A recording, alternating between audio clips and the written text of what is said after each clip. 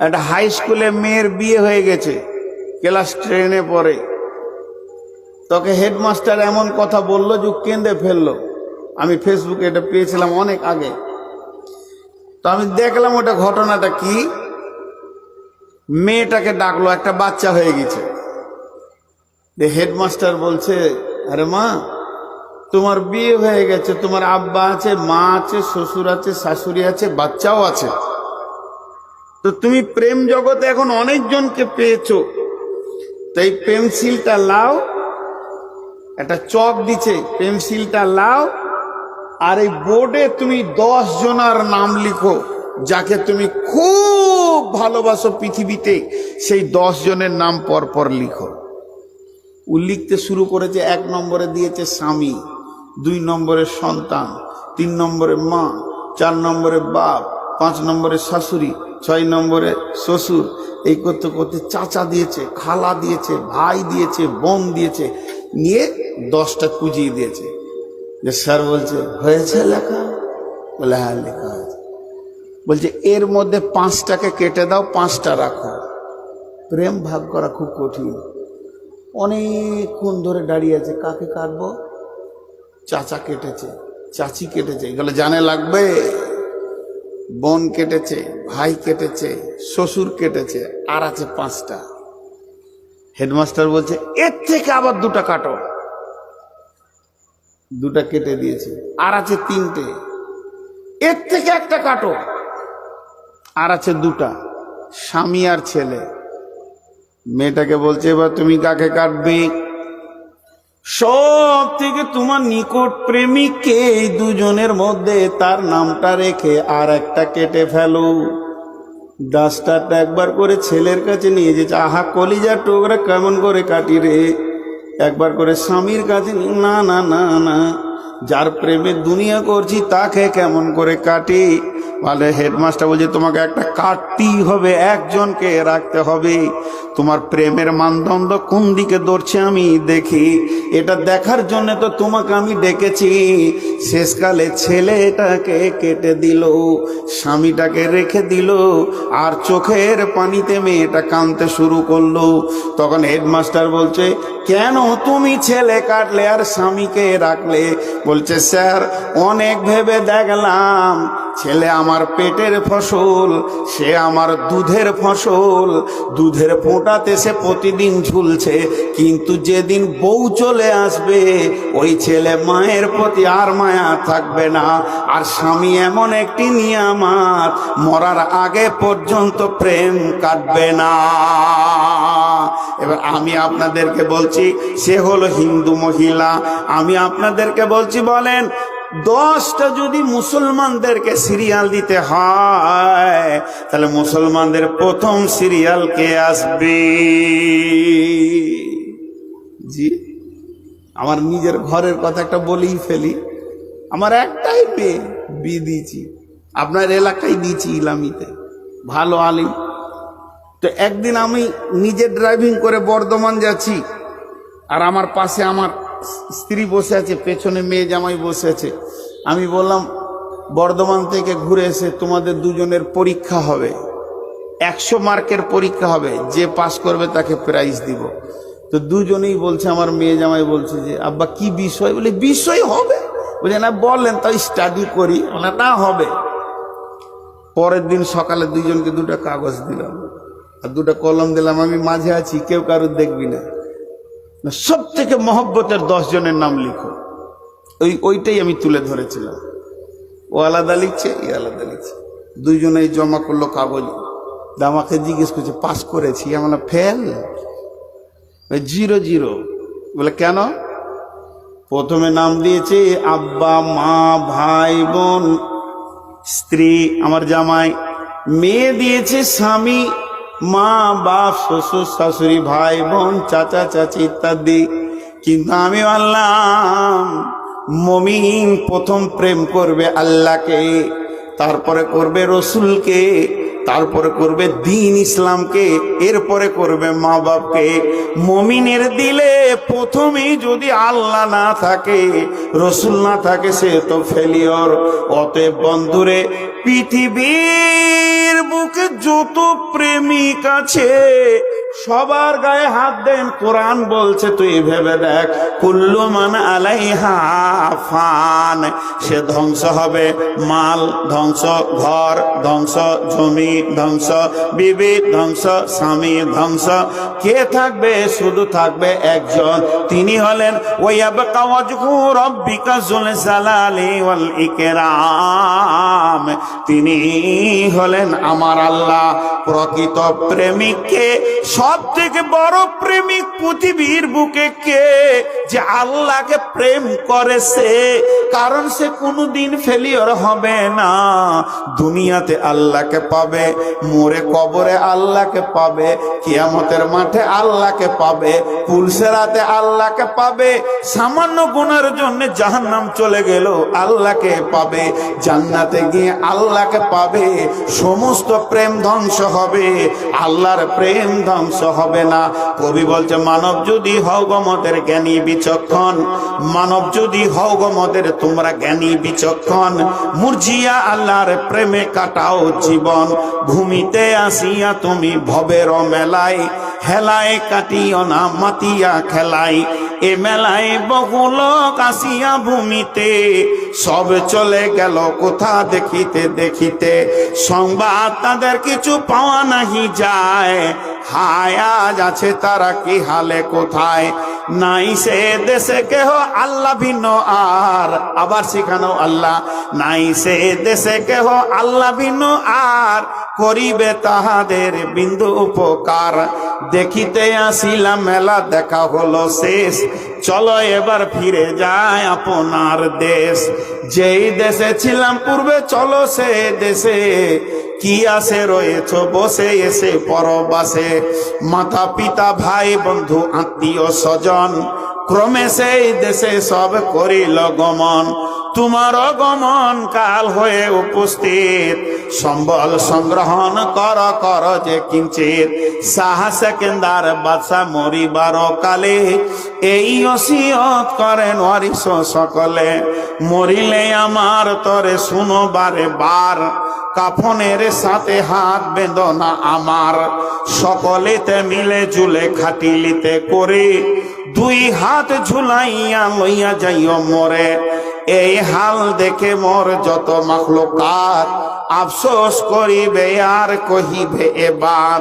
সাত মুলুকের শাহ সেকেন্দারও ছিল, সকলে থাকিল আজ খালি হাতে গেল। চলেন 2 নম্বর আয়াতে এবার যাই। যে কত সুন্দর লাগছে পরিবেশটা, আপনাদের খুব ভালো লাগছে। আচ্ছা, আর একবার এসেছিলাম তখন গায়ের ভিতরে জালসা হয়েছিল না? পুরা বাগান আর একবার এসেছিলাম, বেলডাঙ্গা। বেলডাঙ্গাতে এসেছি, পুরা বাগান এসেছি বলতে আসেনি।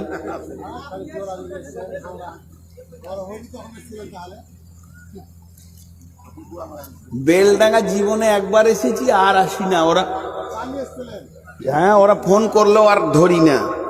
ও সাংঘাতিক চিটার মাল, আমাকে কষ্ট দিয়েছে, আমি ভুলে গেছি। গা যে গা ধোঁকা দিবে, মাশাআল্লাহ, ওখান থেকে তওবা করে যাব। বেলডাঙ্গার লোক আছেন, রাগ করিয়েন না, ফের আপনাদের গায়ের ভিতর দিয়ে যাব, মেরে লিয়েন না। তো আপনাদেরকে এবার দ্বিতীয় আয়াতে যাচ্ছি। এটাতে কত একটা উদাহরণে গোটা আয়াতটা ঢুকে যাবে। বিসমিল্লাহির রহমানির রহিম। ইল্লা তানফিরু يعذبكم عذابا عليما ويستبدل قوما غيركم ولا تضروه شيئا والله على كل شيء قدير। একটা উদাহরণ দিই, গোটা আয়াতটা ঢুকে যাবে। উদাহরণটা এত চমক। জি, ধানটা কি আপনাদের এই পুরা বাগানের একদম বড় হাজি সাহেব আছেন, অনেক টাকার মালিক। ও ইউপি গেছে ট্রাক নিয়ে গরু আনতে, কত সকালে লোক। হরিয়ানা থেকে দুটো গরু এনেছে, তো দুটা গরু তো 1.5 লাখ টাকা পড়েছে।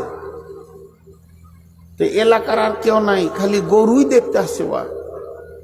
একদম ইলামি বেলডাঙ্গা এইদিকে আমতলা টামতলা সব বলছে আরে হাজি গরু এনেছে 1.5 লাখ টাকা খরচা করে, দেখবি তো চো। ভিড় লেগে গেছে, আর যত ভিড় লাগছে ও তত পাঞ্চা পাইছে খালি। যদি হাই সাহেবকে কেউ জিজ্ঞেস করছে কিরম কি দাম পড়লো, বললে হবে খরচা আছে, আর পুচ করে খালি পান ফেলছে। হ্যাঁ, কিন্তু দেখবেন যত বড়ই মাস্তান হোক, ও শালার কাছে কাবু, শালা শালির কাছে কাবু। অনেক লোক আমার ব্যাপারে ধারণা করে খুব রাগী মানুষ, ফোন করি না, ধমকিয়ে দেয়। রাগী লয়, কিছু ফোনের প্রসেসিংটা ভুল হয়। আজকে এইখানে ঢুকলাম তো একজন বলছে আপনি নূর মোহাম্মদ সাহেব বলছেন? বলে হ্যাঁ আমি নূর মোহাম্মদ বলছি। বলছে সেই বক্তা নূর মোহাম্মদ? বলে হ্যাঁ। তাহলে আপনি সেই মৌলানা নূর মোহাম্মদ বলছেন, এবার কি বলবো বলেন তো? আমি বলছি, এবার আমি মুখস্থ বলতে শুরু করলাম, হ্যাঁ আমি মৌলানা নূর মোহাম্মদ বর্ধমানি বলছি, আমার নাম নূর মোহাম্মদ, আমার বাপের নাম ইরফান, তার বাপের নাম ছিল নূর মোহাম্মদ, তার বাপের নাম আব্দুল ওহাব, আধার কার্ডটা পাঠিয়ে দেবো। এবার ও বলবে কত রাগী লোক, এত ঘন ঘন জিজ্ঞেস করা কি দরকার আছে? জি। আবার একটা লোক বেলা 10টায় আমার একটু ঘুমাতে হয়, এই টাইমগুলোতে 8টার সময় ফোন ঢুকিয়ে দিয়েছে, ফোনটা খোলা ছিল। আসসালামু আলাইকুম। ও মৌলী সাহেব ঘুমাচ্ছেন না? আচ্ছা ঘুমান, কেটে দিলে। আচ্ছা তুই যখন জেগেই গেছি তো কথা বলে নে, আবার তুই যদি জানলি তো ধরালি কেন? কেমন কুবুদ্ধি দেখেন। বলছে ও ঘুমান ঘুমান ঘুমান, কেটে দিলে। এই যে বিরক্তিকর বিষয়। তো যাই হোক, তো হাজি সাহেব যে যত বড়ই মাস্তান হোক, যেমন আমি আমার শালার কাছে কাবু, ওকে যতই ধুমকাই ও কথা বলবে। ওকে যদি বলে তো মারবো থাপড়ে, মারো না তো, তুমি কত করে কি ভাবছো, খালি লেকচার মারছো, তোমাকে কেউ মানবে নাকি? এরকম ধরনের কথা বলে, তো কাবু থাকে। হাজি সাহেবের শালা চলে এসছে গরু দেখতে, বলছে দুলা ভাই গরু কত কি বললো? বলছে আবে বকিস না, তোর থেকে আমার গরুর দাম বেশি। শালা বোনাইয়ের ব্যাপার। শালা বলছে দামি গরু কিনেছো বলি বাড়ির কাজ ছেড়ে এসেছি, এবার গরুটা গাড়িতে দাও, গরুর ওপরে চড়বো, গাড়ি চড়বো। তো বলি তুই গাড়ি চড়বি? বলে হ্যাঁ। হাজি সাহেব বলছে এই গাড়ি লাইতে রে, আর গরু দুটা দে। গাড়ি এরে যে জোয়ালটা গরুর কাঁধে দিয়েছে, 2টা গরু শুয়ে পড়লো, লম্বা শুয়ে পড়লো। আবার ওকে নামানো হলো, জোয়ালকে আবার দেওয়া হলো, আবার শুয়ে পড়লো। পরপর 3বার যখন শুয়ে পড়লো, হাজি সাহেব পান খাওয়া বাদ দিয়ে বাড়ি ঢুকে গেছে, আর বাইরেও নাই। ওর শালা ডাকছে দুলা ভাই বাইরে আসো না জি। বলছে বকিস না, যা করছিস কর গা। গরু বলতে চাইছে যে আমাকে দেখবি যত দেখেলে, কাজে আমি নেই। এটা হলো গরুর কথা। আর একটা দিকে লক্ষ্য করে আমি উদাহরণ দিচ্ছি। হাজি সাহেব বড় আল্লাহওয়ালা মানুষ, এশার নামাজ পড়ে মন ভারী করে বসে আছে। হাজি সাহেবের 4টা বেটা এসে বলছে বাপুজি ঠকে গেলাম। হাজি সাহেব বলছে কি করবি রে? বড় বেটা বলছে ধুলে এনে হাটে তুলে দেন, দাম পেয়ে যাবেন। দেখুন দাঁড়িয়ে আছে, দাম পেয়ে যাবেন। হাজি সাহেব বলছে আমি আল্লাহর ঘর ঘুরে এসেছি, রসুলের শহরে ঘুরে এসেছি, আমি নিজে ঠগেছি, কাউকে ঠগাবো না। ওই নোংরামি কাজ আমার দ্বারা হবে না। কালকে পুরা বাগানে সকালে জালসা আছে, গরু দুটাকে ফজরের নামাজ পড়ে জবাই করে পিস পিস বানিয়ে দে, গায়ের লোককে 100-150 টাকা কেজি বিক্রি করে দে, যত টাকা উঠে যায় বাকি যা হবে হবে।